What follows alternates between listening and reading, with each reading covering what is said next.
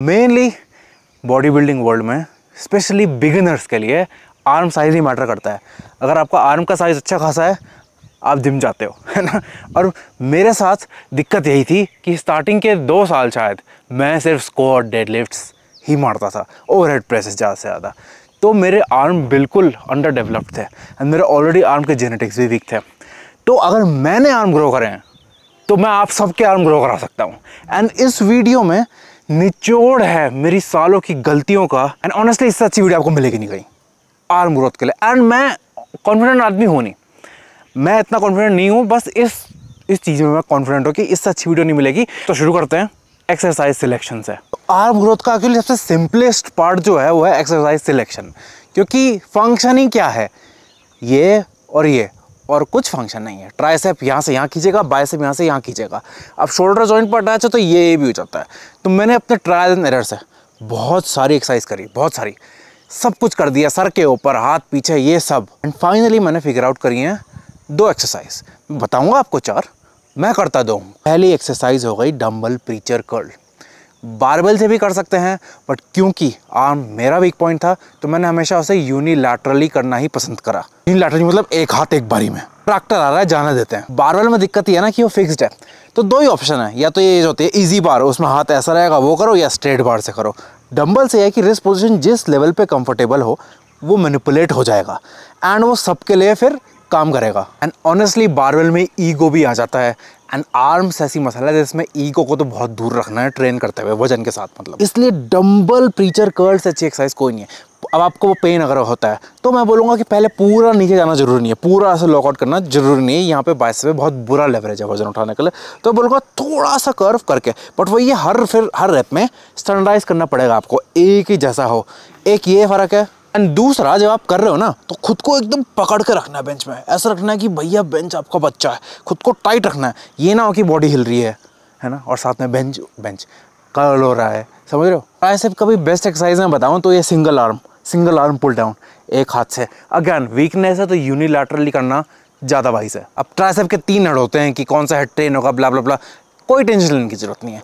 सारे एक्सरसाइज में सारे हेड ट्रेन होते हैं, बस जो लॉन्ग हेड है जिससे बाइसेप बड़ा लगता है, जो नीचे की तरफ बाइसेप जिसमें पूरा आर्म बड़ा लगता है, उसको ट्रेन करने का जो बेस्ट तरीका है वो है आर्म थोड़ा सा यहाँ इस पोजीशन में, एकदम पास में नहीं, थोड़ा सा बाहर की तरफ, ये पुश, ये लॉन्ग हेड ट्रेन करने के लिए बेस्ट है। सर के ऊपर ज़्यादा स्ट्रेच देगा, but stretch mediated hypertrophy tricep benefit नहीं कर पाती है। एंड बहुत सारे लोगों को सर के ऊपर वाले से बहुत एल्बो पेन और एल्बो इंजरी होती हैं। तो अगर आप करना चाह रहे हो तो it's not bad exercise, but मैं आपको एकदम मलाई निकाल के दे रहा हूँ। ये एक्सरसाइज ट्राइसेप के लिए बेस्ट है। इसमें एक जरूरी टिप ये है कि जो आपका जो हैंडल है ना, जो पुली सिस्टम है, वो ना हिलता है इधर उधर, उसको ना हाथ से पकड़ लेना एंड उसको एक हाइट में रखना ताकि रेंज ऑफ मोशन स्टैंडर्डाइजर ये हिले ना, ये ऐसा रहे। तो उसमें आपको क्या होगा, ये हाथ का कुछ काम भी हो जाएगा एंड वो हिलेगा, मतलब स्टेबिलिटी बढ़ेगी। एंड ट्राइसेप की दूसरी एक और एक्सरसाइज है, वो है आपका सीटेड ट्राइसेप पुश डाउन।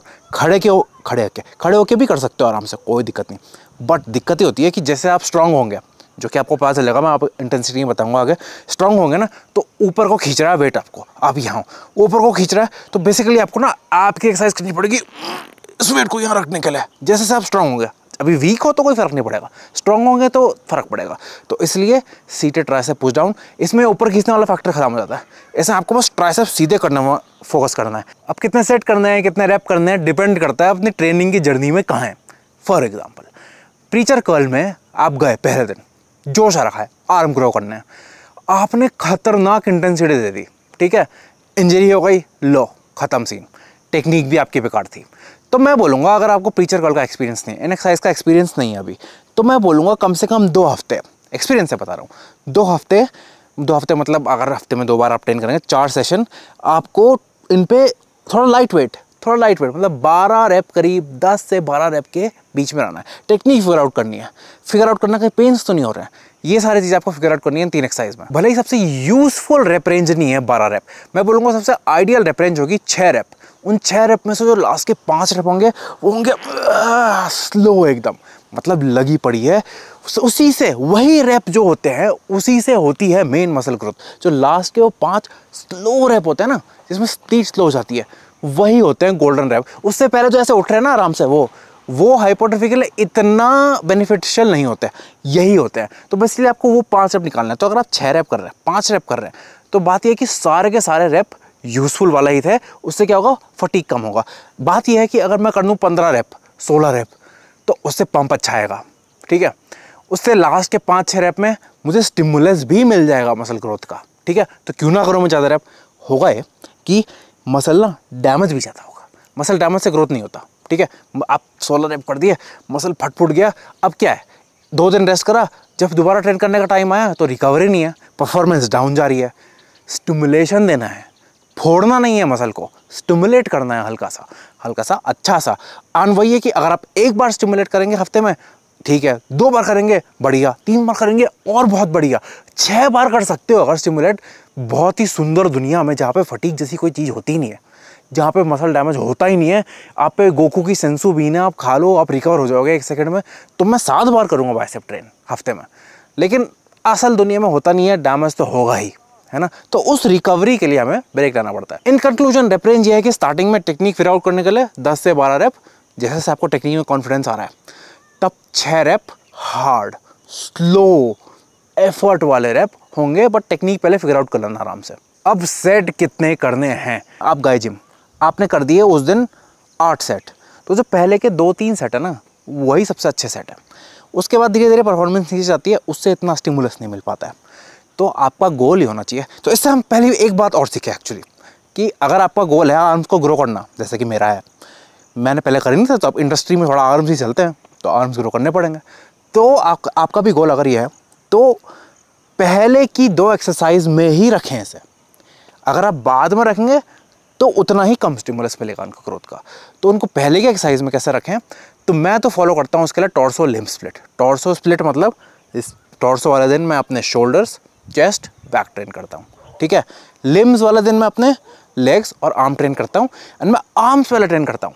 क्या उससे मेरे लेग में की परफॉर्मेंस में फ़र्क पड़ता है? थोड़ा सा, बट मेरा लेग्स ऑलरेडी मेरा स्ट्रॉन्ग पॉइंट है, मुझे फ़र्क नहीं पड़ता इतना, ठीक है। मेरी परफॉर्मेंस या फिर मसल मास मेंटेन ही हो जाए लेग का, उतना ही मिलने बहुत है। मुझे तो अपने आर्म से फोकस करना है। तो उसलिए एक्सरसाइज ऑर्डर में सबसे पहले रखेंगे बाइसेप या ट्राइसेप, है ना। अगर आप 2 आर्म डे कर रहे हैं, अगर आप 2 बार लिम्ब डे आता है हफ्ते में, तो एक दिन बाइसेप पहले रखें, एक दिन ट्राइसेप पहले रखें। बट अब मेन बात करते हैं सेट कितने करना है। तो जैसे कि मैंने बोला, धीरे धीरे परफॉर्मेंस नीचे जाती है, तो फिर ये है कि अगर आप एक दिन में 8 बाइसेप के सेट कर दोगे, तो बाइसेप 8वें क्या 4थे सेट के बाद इतना थक जाएगा कि परफॉर्मेंस रहेगी नहीं। आप बस फाड़ रहे हो मसल फालतू में, कुछ यूज़ नहीं है उसका। व्हाट आई वुड रिकमेंड कि आप फ्रीक्वेंसी पे ध्यान दें। एक बार एक्सरसाइज सिलेक्शन ठीक हो गया, एक बार आपको इंटेंसिटी आ गई कैसे पुश करना है, उसके बाद बेसिकली कि आप किस तरीके से हफ्ते में 3 बार बाइसेप कर लें, किस तरीके से, वो आपको, वो ये सेल्फ रेगुलेशन, अगर आप पे कोच नहीं है, खुद एक्सपेरिमेंट करना पड़ेगा आपको। तो मैं बोलूँगा एक दिन में 2 से 3 बाइसेप के सेट, 2 से 3 ट्राइसेप के सेट, एंड पूरे हफ्ते में 6 से 8 बाइसेप के सेट, 6 से 8 ट्राइसेप के सेट। इससे ऊपर जाने की जरूरत नहीं है, क्योंकि प्रायोरिटी हमारी इंटेंसिटी है। एक बार ना फाइनल थॉट सुन लो, बहुत जरूरी, एक साथ में बता देता हूँ सब कुछ। Exercise selection: dumbbell preacher curl, single hand cable push down, seated tricep push down.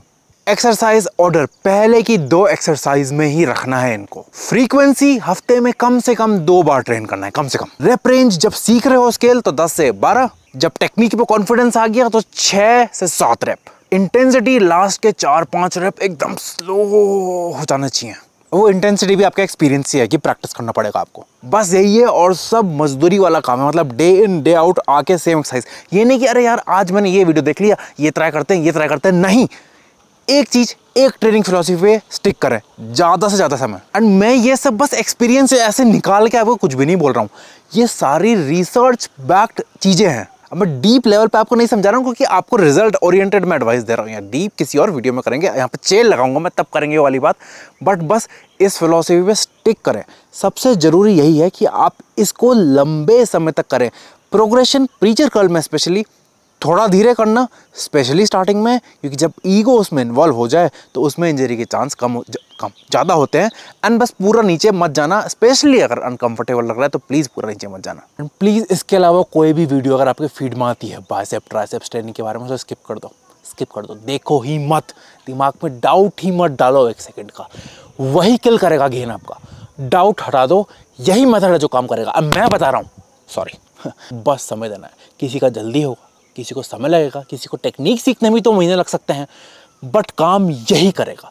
इसके अलावा कुछ और फ्लफ काम कर भी गया ना तो वो इन्हीं बेसिक प्रिंसिपल्स पे काम करेगा। कि आपने 20 रेप से बना ली, हाँ बना ली ना भाई, लेकिन लास्ट के 5 रेप ही थे उस पर भी बेनिफिशियल। तो मैं वीडियो एडिट कर रहा था, मैंने नोट करा कि मैं एक्चुअली बहुत एंथुजियास्टिक हो रखा हूँ, बहुत ही ज़्यादा कॉन्फिडेंट हो रखा हूँ वीडियो में, एंड मैं एक्चुअली वर्कआउट करके ही आया था उस समय। तो सारी रिकमेंडेशन जो मैंने दिया एक्चुअली मैं 100% उस पर बिलीव करता हूँ। मेरा वो बिलीफ बहुत सारे फैक्ट्स एंड एक्सपीरियंस के साथ आया है ना। लेकिन ऑफ कोर्स मुझे पता है और भी एक्सरसाइज एग्जिस्ट करती हैं। मेरा बस अभी ओपिनियन ये है कि और एक्सरसाइज में समय डालना थोड़ा समय का वेस्ट होगा, है ना। लेकिन और भी एक्सरसाइज है, मैं उनका एग्जांपल देता हूँ। एक बाइसेप कर्ल करके होता है जिसमें हाथ पीछे जाता है, वो ठीक है।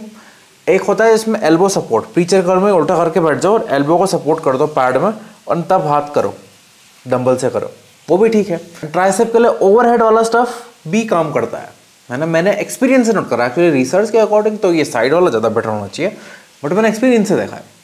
तो मैं आपको इसलिए बता रहा हूँ क्योंकि और भी तरीके हैं, बट ये तरीका मुझे लगता है बेस्ट है एंड सबसे ज़्यादा समय बचाएगा। तो भले ही मैंने बहुत कॉन्फिडेंस में उस समय न्यूआंस नहीं रखा, लेकिन मैं आपको ये बता रहा हूँ कि मैं 100% बिलीव करता हूँ उसमें।